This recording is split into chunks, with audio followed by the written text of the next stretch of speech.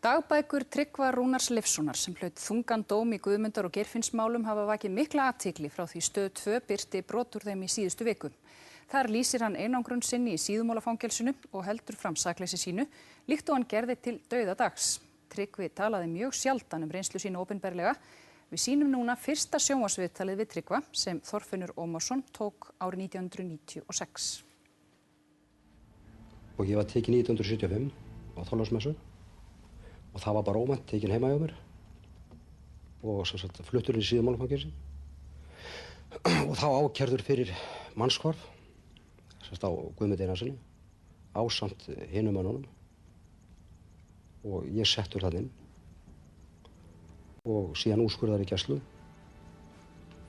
og síðan byrjuðu yfirheyrslur þarna fleiri tími sólarhring dögum saman haldið vakandi með hjálp fangavarða. Látin halda það að ég væri að hringja á bjöllu til að komast fram á klósettið annað og það var hlaupið upp á þakinu fangavörður sem kom svo inn og sagði að vera eins gott að hafa gott eftirlit að það veri menn þarna úti sem væru með byssu og vildu skjóta okkur. Strax á fyrstu sólarhringunum segist hann varla hafa vitað af sér lengur og útilokað að átta sig á hvort væri dagur eða nótt. Nú þegar ég er orðinn kominn að sturlun að mér fannst og ég sá fram á að það var sama hvað ég sagði að það skipti ekki neinu máli. Þannig að þá ákvað ég að segja það sem þeir voru búin að segja að ég væri þarna, hefði komið þarna Hamarsbrautina, tekið þátt í áflugum og og sem sagt ég tók þá ákvörðun að segja það til að fá frið. Og ég sem sagt gef þessa skýringu á sínu tíma og eftir það fekk ég frið. Og það sem ég hugsaði að það kæmi tími að ég geti sagt sannleikann. Mér fannst þetta rétti tíminn að segja þennan ósannleika áður ég færi yfir hann. Rétt fyrir jólin eða nánar tiltekið 23. desember þá þegar ég ætlaði að fara í heimsókn til fangaðar þá var mér sagt að mín sé ekki óskað, nærveruminni sé ekki óskað, það sé enginn sem vilji við mig tala.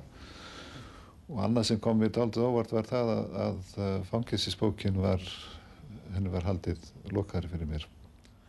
Honum var sagt að engin sakborninganna kærði sig að hitta sig fyrstu vikurnar eða á þeim tíma sem flestir játuðu. Það var ekki fyrr en í febrúar að hann hitti fyrst Sævar Ciesielski. Og hann sagði hvers hann komst ekki fyrr. Og síðan þegar ég hitti aðra sakborninga í málinu þá barðum öllum saman það að þeir höfðu allir óskað eftir því að ég fengi að sjá þá á fyrstu vikunni. Og svo var ég sprautaði niður þarna. Eins og ég segja, þá var mér haldið vakandi þarna, sólarhringum eftir sólarhring. Þú er ekki gert á þeim tíma með þitt ástand, þá er ekki gert grein fyrir því raun og veru hversu alvarlegt það var að skrifa undir þessa yfirlýsingu?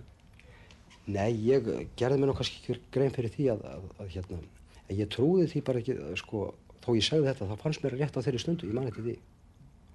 Frekar heldur en að verða sturlar, brjálaði var svo mikið og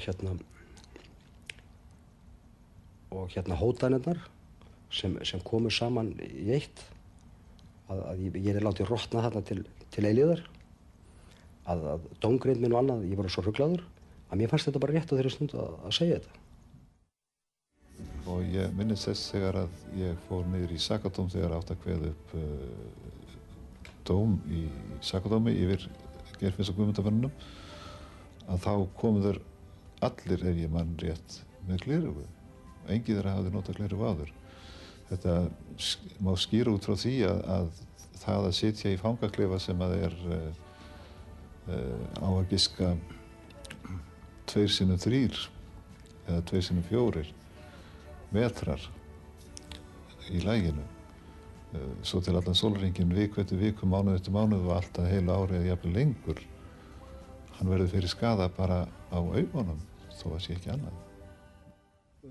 Menn brutu á mér og fleirum þarna og rannsóknarlögreglumenn, fangaverðir, þeir gengu of langt.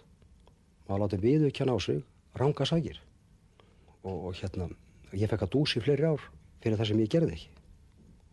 Og það sem ég vil fjölskyldunum vegna og mín, ég vil að sannleikurinn komi í ljós og ég trúi því.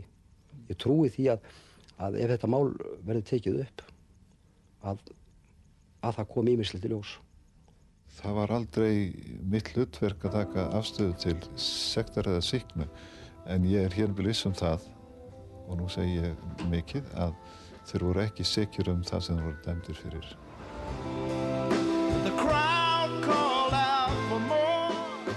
Hér rétt á eftir